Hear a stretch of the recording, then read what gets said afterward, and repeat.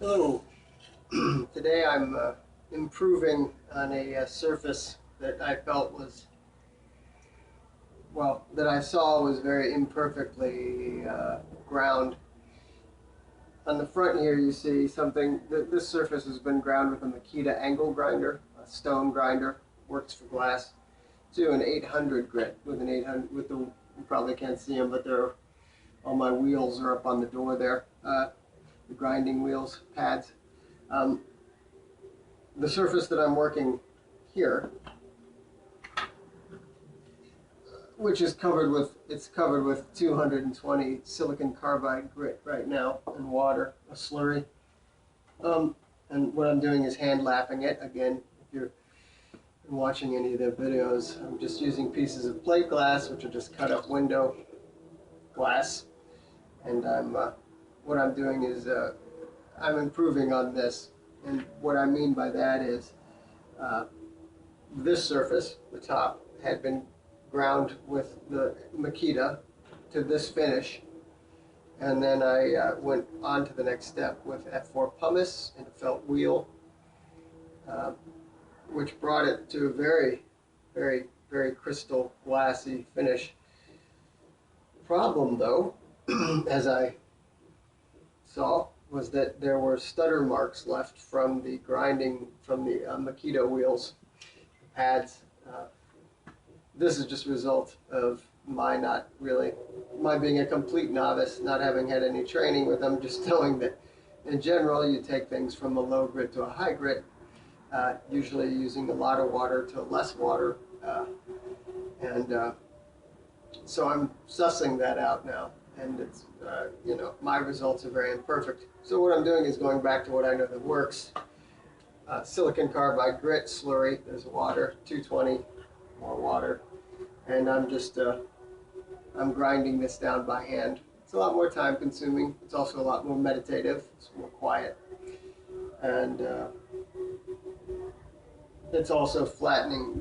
You can't, maybe you can on the camera, but there's a lot of very subtle imperfections in this glass. It's pretty planar, you know, it's pretty flat, but from my angle looking down, I can see all the ways that it isn't. And there's a lot of very subtle grooves. I said on the last video, I don't really care that that's perfect, but as I'm perfecting this surface, getting the stutters out of it, it is flattening all those grooves. That's just happening. So in the end, this is going to end up being more perfect than less, again, in spite of what I said in the last video. So again, 220, I'll go to 400 once I'm satisfied with the uniformity of this grind. I did use wet dry sandpaper first instead of float glass and grit, and what I noticed, just for my own records and for your information, that basically gave it a sandblast, perfectly, I guess opaline, is that a word? Sandblasted finish, which was beautiful, and now I know I'm going to use that because I don't have a sandblaster, but I'll use that for a sandblasted finish. And that's what's happening. I'm just grinding away today. I was doing this yesterday as well.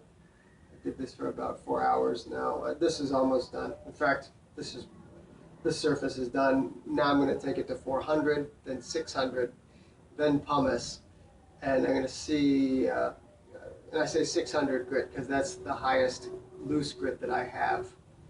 And it's also what we used at Corning, Martin Rissol's class. We took it up to 600 loose grit, and then cerium in his case. But I'm going to do pumice cerium just because I'm being conservative.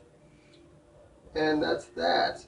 At that point, I'll compare this surface with what it was, and then I'll decide on how I'm going to proceed, what changes I might make with this.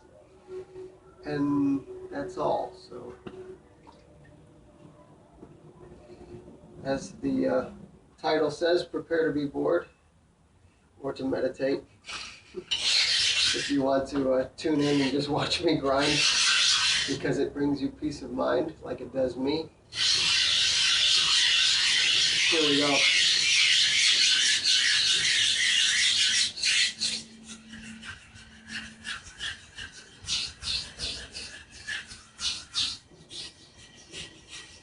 And by the way, I'm focusing on the lower corner here because that's one of the last places where it's still dished a little bit. Dishing meaning the glass is beneath the surface in a spot, which the otherwise uniform surface of this plane. There's a small dish, and you can see when it dries out. This has a whiteness to it now where it's 200 grit, and underneath it it's still like at the 800 that it was before, albeit the imperfect 800. So, like I said, this is flattening this out.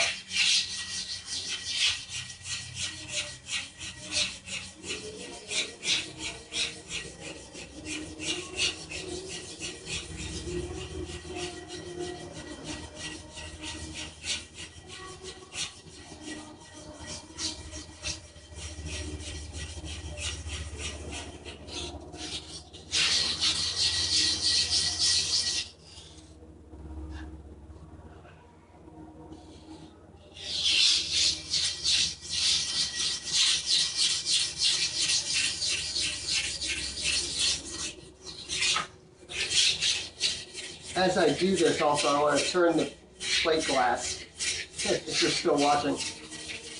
You want to turn the piece of plate glass and you want to use both sides. I want this to be as flat as possible too. I don't want to use the same surface in the same spot all the time, or it will start conforming to the dish or some of the waves in the glass. And you don't want that either. The result is that this piece of glass that I'm working with, the float glass, my tool, I'm trying to keep that as flat as possible as I go.